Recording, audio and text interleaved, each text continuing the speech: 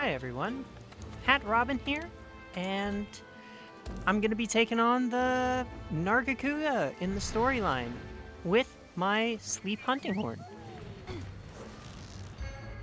And here we go. Uh, yeah, Nargacuga is a tough monster for me. I tend to have a pretty hard time with Nargacuga. Uh, Specifically in Worlds, he moves so much, and I don't know what to do about it. Um, But usually I've been using the sword and shield and running around. This is me crouching. Since it's raining and it's nighttime, I figured that there's a possibility one of those special downy crakes was on the Aptonoth.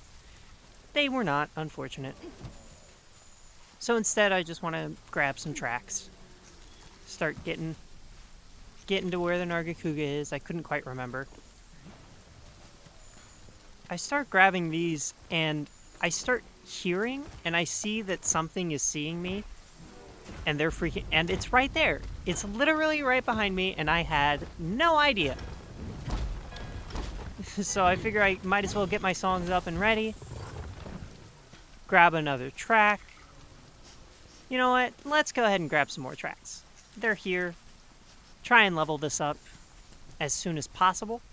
Because once the hunting starts, I find that monsters don't tend to drop that many tracks. So I figure I might as well grab them now before they get too old and or disappear. So I got my songs ready. I really don't want the Nargacuga to leave the area. That said, it's a really wide area, so you can't super capitalize on wall banks.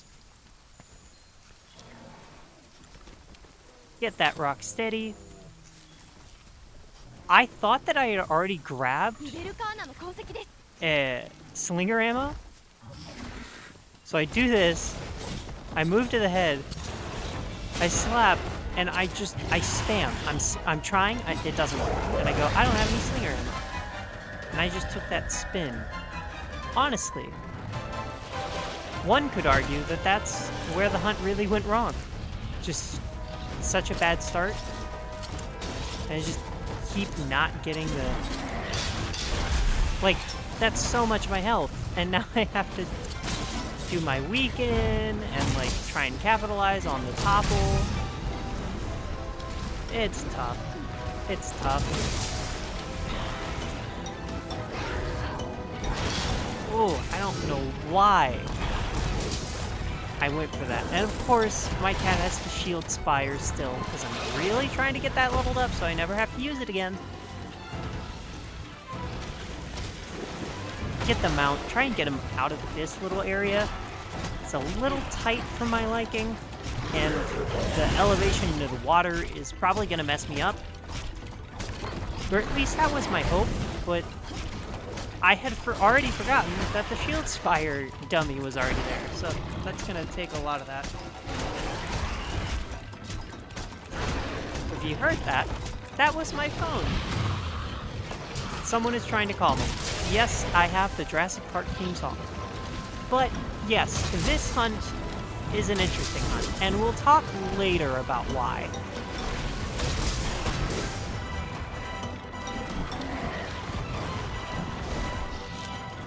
I think what this hunt should be teaching me is... feel like it's... The Nargacuga is finally a monster that is moving far and fast enough for me to really start learning how to use other moves on the hunting horn. Because I mostly just super bound or do the little L2 move or do a recital. Like, that's most of what I do, and I found really good success up until this point, I think.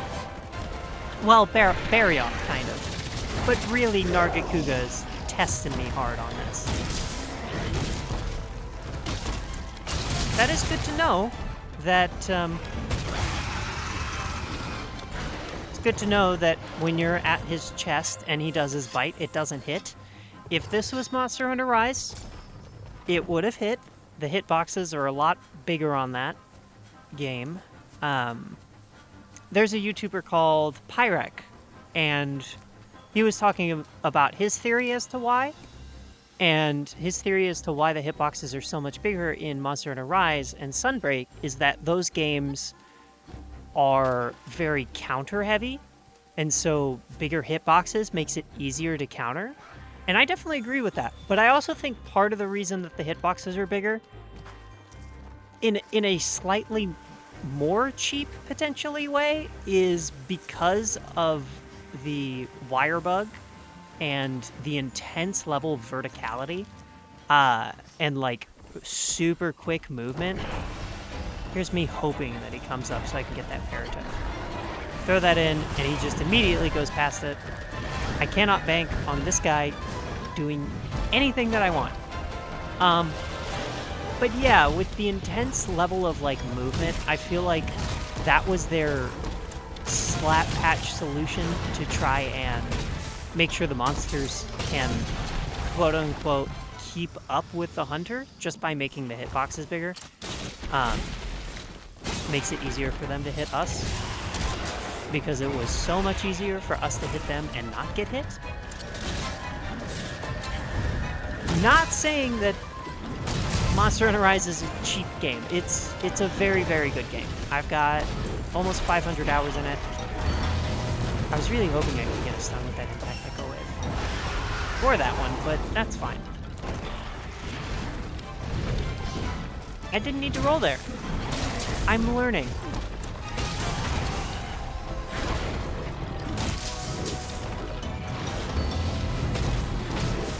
That's cool. That's a cool safe spot for that, because his tail goes right up to the outside of his arm when he does that sweep.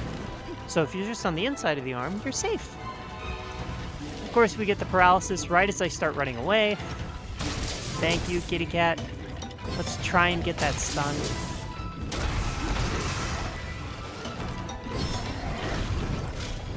I might start needing to put a few more levels into Slugger on this guy. At this point, I'm theorizing, because I haven't hunted Nargacuga that much. I am theorizing that it's similar to Barriot, to where if I break the wings, the forelimbs, then I can induce a topple. And I desperately need topples against this monster, because he's a big jerk.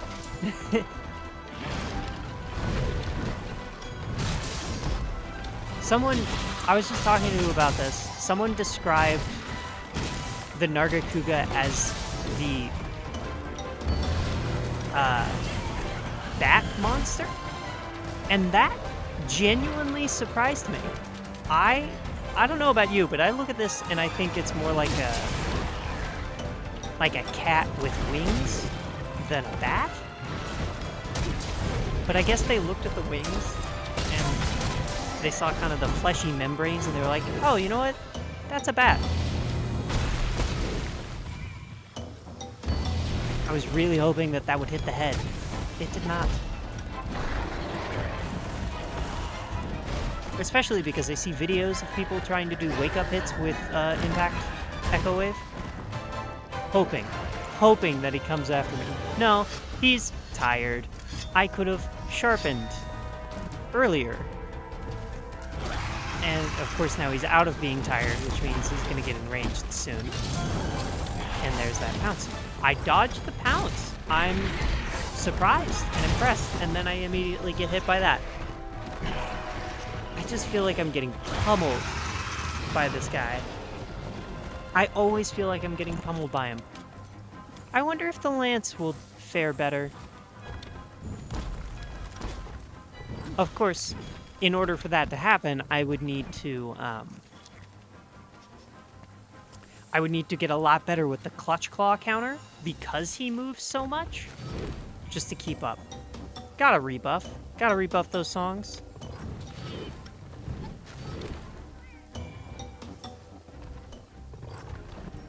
My Palico is taking a moment to heal, which is good. Oh boy. This area. I get a combination of so unlucky and so lucky. I'll let you... We're getting close. We're not quite there yet, but we are getting close.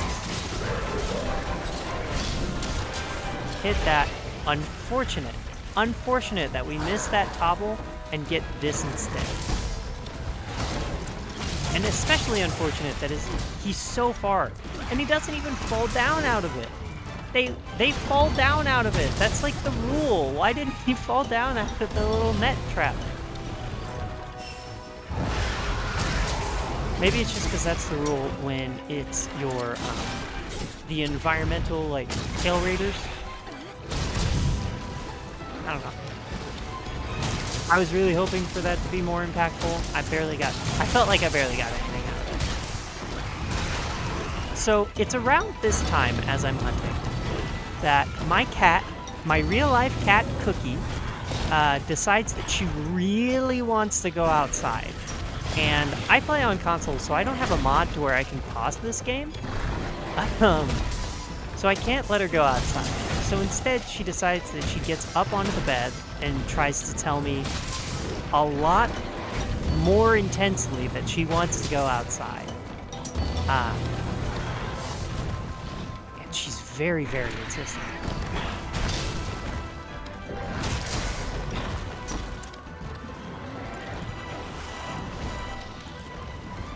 Drink a health potion. Got another one of those nets. Might be able to take advantage of that. I am curious to see how they get. Yeah. So this is the moment. My cat has stepped on the TV remote and then meow.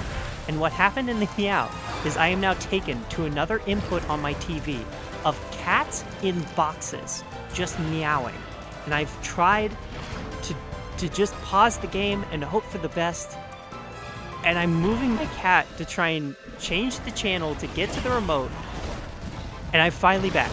I'm back, and I am surprised that I have not fainted. And now I get to see why. I was so lucky. He ran into the trap and then immediately went after the little shield spire guy. That is the one time that shield spire guy has actually saved me. Every other time, he's just a big nuisance. I love my cat.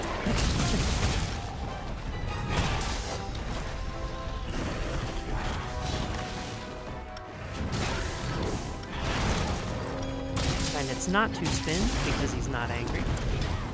That said, it makes sense that he's not angry a lot for this hunt because I don't do much consistent damage to make him angry. Let's get that Tempora on. Last max potion. I cannot wait to have a slightly bigger... I cannot hit the head. Let's get a wall bang. Try and get it as many topples as possible. Like, when we get to later game, I think Clutch Claw becomes a bit of a hindrance in weapon movesets and all that stuff, but like, from the perspective of someone who isn't a speedrunner, who isn't incredible at this game, if you're struggling with a monster, they're not going to be enraged as often, which is going to give you more opportunities to give them wall bangs, which is going to give you more opportunities to get damage into the monster. I don't hate that, you know? I think that's a pretty good choice, a good design choice to try and like make this game a little bit more accessible. I really thought we were not going to hit that wall. He went so much farther than I wanted.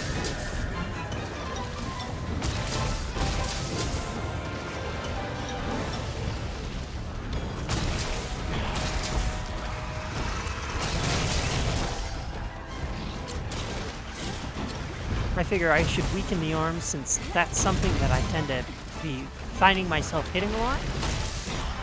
And we don't get an arm break. I really hope we would get an arm break. I think I have Heartbreaker level 3 on this. Yeah. Might as well soften both arms. He's angry, so he's gonna hit that twice. But he flinches out of it. And he's out. Gotta make sure I go get that shiny. The 2 shinies, because we got basically 2 wall bangs right in a row.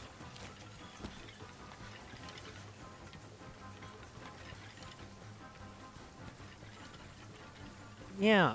I think it's roughly at this point to where I think I have realized that I probably need to get newer equipment. I really like the skill set that I got with this equipment, but this Nargacuga is just hitting me so ridiculously hard that anytime I get hit, I kind of have to heal, or else the next hit is going to just cart me. So, yeah. After this, I'm probably going to start doing some armor grinding.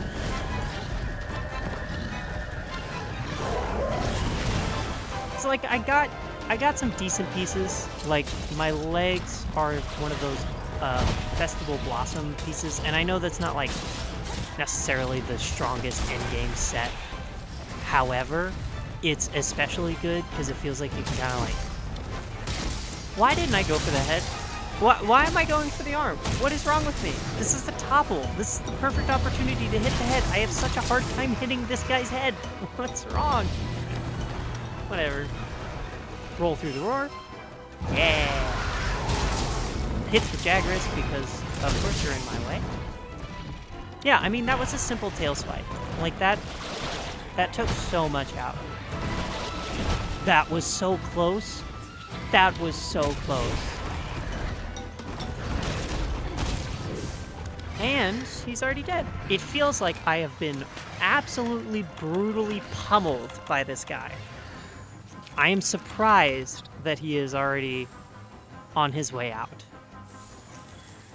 That said, we went through a number of different locales. Can't remember where he sleeps, so I'm trying to give him as much space as possible. Grab that Anjanath.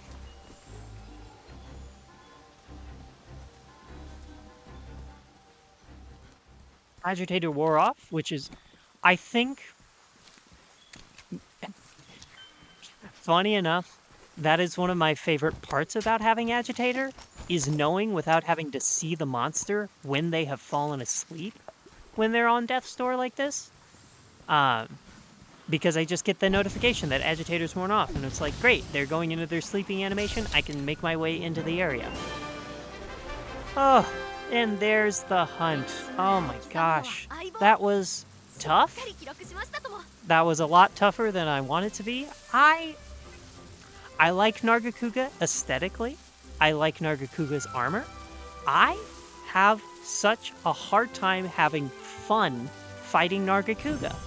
So if anybody out there has any tips, specifically with either the lance or the hunting horn, because that's what I'm trying to main right now, I'm not trying to also learn another weapon, please let me know. If you have any tips on how to get this guy easier, I have a feeling I'm gonna run into him a lot. And hey, a slinger capacity critical eye. That's nice. Especially with how much I'm using wallbangs, it's nice to have slinger capacity because, if you don't know, right, obviously it ups how much ammo you get, but it does not, when you do the wallbang, normally it uses up all of the slinger ammo that you have. If you have slinger capacity, it uses up that normal amount. Say you have the slinger capacity and you grab stones. Instead of 20 stones, you get 25 stones. So, when you wallbang the monster, when you flinch shot them into the wall, it uses up the 20 stones and you still have the 5 left, just with level 1 slinger capacity, which gives you 2 free wallbangs if you can get it off immediately. And if not, it still gives you some slinger ammo, so you don't have to worry about trying to find rocks on the ground in the middle of the hunt, because you still have one for the next time that it's able to get wallbanged, which is, quality of life. Look, we're not all speedrunners. We gotta get quality skills sometimes too. Anyway, that does it for this video. Thank you so much for watching. Like I said, if you have any tips, please let me know in the comments. And until next time, drink water out there, okay? Stay safe.